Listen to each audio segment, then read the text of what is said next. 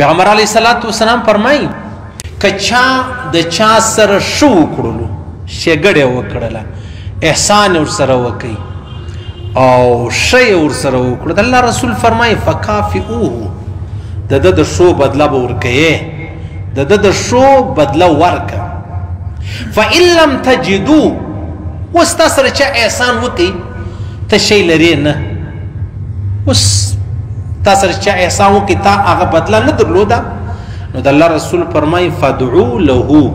بیا درته دعاګانې وکړه الله دې آباد لره الله دې خوشحاله لره الله دې ستا سره احسان وکړي الله دې مه خرابوه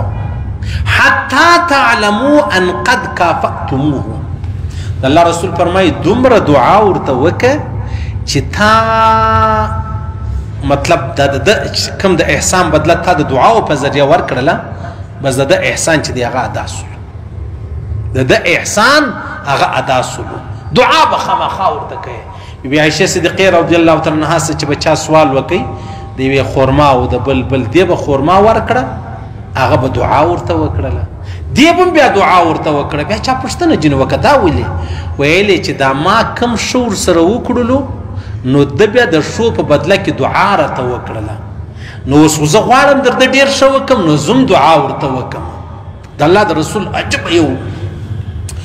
عادت مبارک ولو په ټول ژوند د الله رسول فرمایي چې چا له ما سره احسان کړی دی ما په دنیا کې بدله ورکړې ده و هر چا ته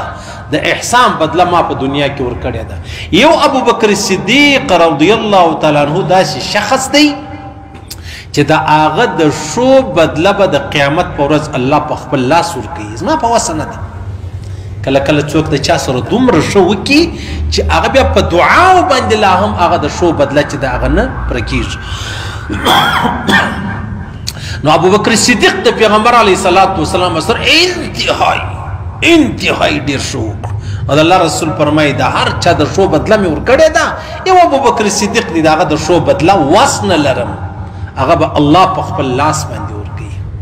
پیغمبر علیه الصلاة والسلام عادت مبارک به دا ولو چې چا به د 1 روپۍ ښه ورسره وکړلو د الله رسول به د 10 روپۍ ښه ورسره کول 10 روپۍ ورسره کول او د الله رسول یو وخت ما وختي خبره درته کړې وله تنوي صاحب فرمایي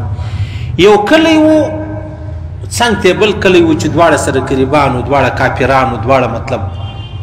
مشرکانو د الله رسول جنگ کوي د یوه کلیوالا سره کوي دا بل کلیوالا سره نه کوي بیا دا کلیوالا سره وویل چې دا اوس څه وجه ده پر موږ باندې مطلب حملې کوي موږ وژنې موږ ویي موږ ترټي او دا بل کلیوالا ته ولې څه نه وایي تنوي صاحب فرمایي هغه وجه دا وه چې د پیغمبر علیه السلام څه پوښتنه وسوله پیغمبر علیه السلام ورته ویلې ولې وخت پر دا لاره را روان ولم تږی سوم دا کلیوالا اوبه راکړلې د دې خلکو پر ما احسان دی د دې خلکو پر ما احسان دی نو زه نه غواړم ټیک دی دعوت به ورکمه دا د محمد رسول الله عادت مبارک د پیغمبر علیه الصلاة والسلام عادت مبارک دا و چې څوک به د سارا سره رالی د سارا چې به هر شی و یا گی یا کوچی یا شلومبې یا کورت هر شی چې و د الله رسول به د دې خوا تر هغه زیات شیان ورکول یو سړی رالی سرایي سړی و یو ورش یې راوستی د دې خوا چې تلي اووه ورشان پیغمبر علیه الصلاة والسلام ورکړو د احسان په بدله کې نو سړي ول دا نو ما سره چش وکړو دا اووه ورشانو دا هغه ډېر فکر و ډېر غټه مطلب نیت یې کړی و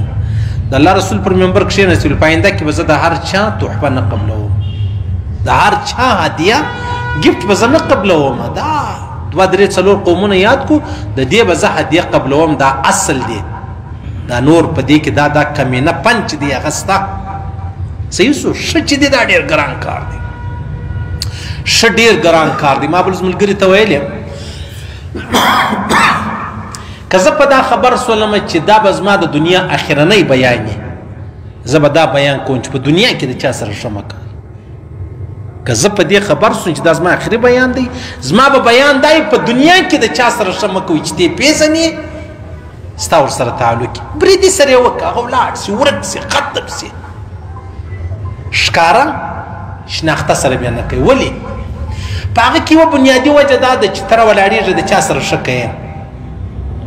اول خو ستا د ښو بدله تا ته نه درکوي یا د شکریې په تور یا د دعا په تور یا ستا د کور ودانۍ دا شیان نسته. دا یو. دویمه خبره دا ده چې انسان ډېر کمزوری دی. تا زما سره ښه وکړلو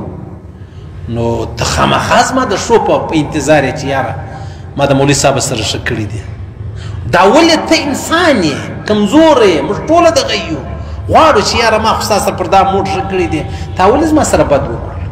بیا موږ پښتنو کې دا خبره ډېره ده یاره ما ستا سره پلانی ښه نه وکړو ما ستا سره پلانی ښه نه وکړو. دا ښه دې نه وی کړي دونه لویه بده خبره نه وه لکه اوس د ښو چیش کول دا ښه بار بار یادول. دا زموږ په ژوند کې دا شی ډېر دی. صحیح سلو خاص کر په ښځو کې دا شی بیخي ډېر دی. د الله رسول احسان فراموشي ډېره بده ګڼلې ده. احسان مه هېروه. حضرت علي کرم الله وجهه فرمایي چې چا د چا سره احسان وکړي تا زما سره احسان وکړي. حضرت علي کرم الله وجهه فرمایي تی یادومه زه به یې هېروم نه. تی یادومه زه به یې هېروم نه. او په موږ کې داسې الټ خبره روانه ده. تی بار بار یادوې ما هېر کړي دي. صحیح سلو. بیا د ښو لویه بنیادي وجه دا ده چې ما او تا ښه کوو دا به د الله په خاطر چې د الله دپاره مې ښه وکړو بیا د بنده څه موږ چیش غواړو عوض غواړو موږ داسې چیش غواړو. نو لهذا موږ کمزوري دی ویر پې ښه مې کړي دي 100 واره مې وریاده کړې ده او دا خبره په موږ کې بیخي ډېره شته. د الله د رسول دا ترتیب نه ول قطعا یې دا نه کول. چا سره بیا ښه وکړو ورک بس ولا هغه پخوا به دوی ویلې نیکي وکړه سمندر ته وغورځو سمندر ته وغورځي بیا خو بیا ورکه سوله و د پردیس چا سره چې ښه وکړي هغه په هغه وخت اوس ولاړو ورک سو ختم سو. او د شناخته سره 100 کاله مخکې کړي دي 100 کاله مخکې دي کړي دي لا به اوس هم ورته وایي چې ما ستا سره پر دا موړ باندې ښه وکړو. اوس نو چې ښه دې کړي که د الله په خاطر کړي دي نو خو یې پرېږده الله به د دې عوضونه درکوي. او که دې زما دپاره راسره کړي زه ستا چې شي عوض درکړم ته راته وایي زه به در هغه توک نه درکړم بیا هم پرېږدې. صحیح سو. د پردي سره دې ښه وکړو هغه ولاړو د الله په خاطر سو.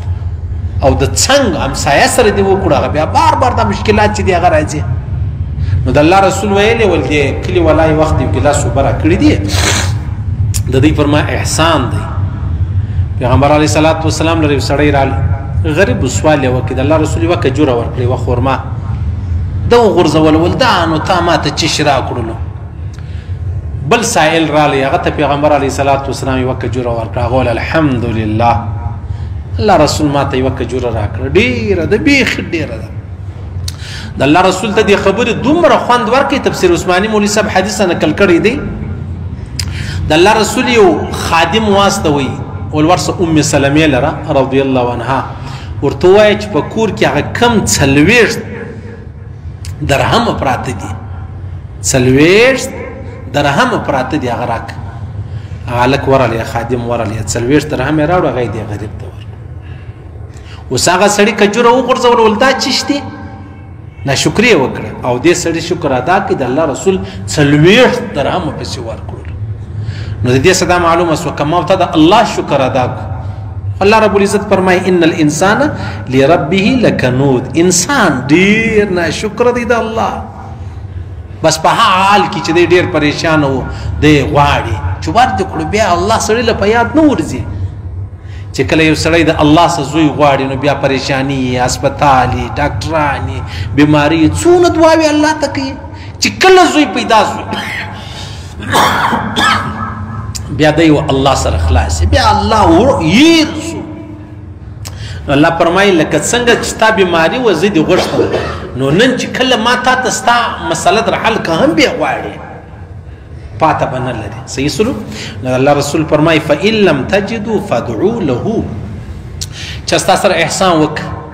د احسان بدله ورکولی نه سي نو بیا راولاړ څه دعاوې ورته وکړه الله دې تا ژوندی لري الله دې تا آباد لري الله دې تا نه خرابوي الله دې د خپلو خزانو څه درکړي. صحیح سو. دا دعا ورته وکړه دا تا شکر ادا کوي لکه د الله شکر چې پر ما او تا باندې فرض دی موږ بیا ادا کوو دغسې د بندم شکر پر ما او تا ضروري دی. پیغمبر علیه صلات وسلام فرمایي د قیامت پر ورځ به یو سړی د الله په دربار کې پیش چې پیښ شو بیا الله رب العزت ورته وایي چې دا پلانې ښه در سره وکړو دې پلانې سړي تا د شکریا ادا کړه وایي الله زه د شکریا ولې ادا کړم خو تا را سره وکړو دا ښه خو تا د په ذریعه زما سره وکړو د الله رسول فرمایي الله ورته وفرمایي نه نه ورسه د هغه سړي شکریا ادا کړه اول د هغه شکریا ادا کړه بیا مال راسه په دنیا کې شکریا ستا پر هر موړ پر هر قدم په هر حال کې حتی پیغمبر علیه الصلاة والسلام یو وخت روان بیا یو یهودي و پیغمبر علیه الصلاة والسلام وږی و بیا یو ګیلاس شیدې ورکړې دي چې ورکړې پیغمبر علیه السلام دعا ورته وکړله وایي 90 کاله ته ورسېدی دا سړي په ژره کې سپین ویښته نه دي پیدا سوي غاښ یې نه دي سره ښورېدلی دا د الله رسول دعا ورته وکړه یهودي و یهودي احسان یې کړی و د پیغمبر علیه الصلاة والسلام سره او زموږ په ژوند کې دا شیان نشته او چې کله مطلب تا دته دعا ورکړه حتی تعلم ان قد کافأتموه چې کله ته په دا خبره پوه شوې چې یاره بس تقریبا د ده څونه ښه راسره کړي ما ډېر دعاګانې ورته وکړې بس بیا شکریا ادا سو بس خبره چې ده هغه خلاصه سو او ډېر کمینه پن چې دی هغه دا دی چې څوک چاته بار بار وایي ما ستا سره دا ښه کړي دی دا ښه کړي صحیح سو دا ډېر د الله رسول سخته منع کړې ده سخته منع کړې ده دا کار به کوې نه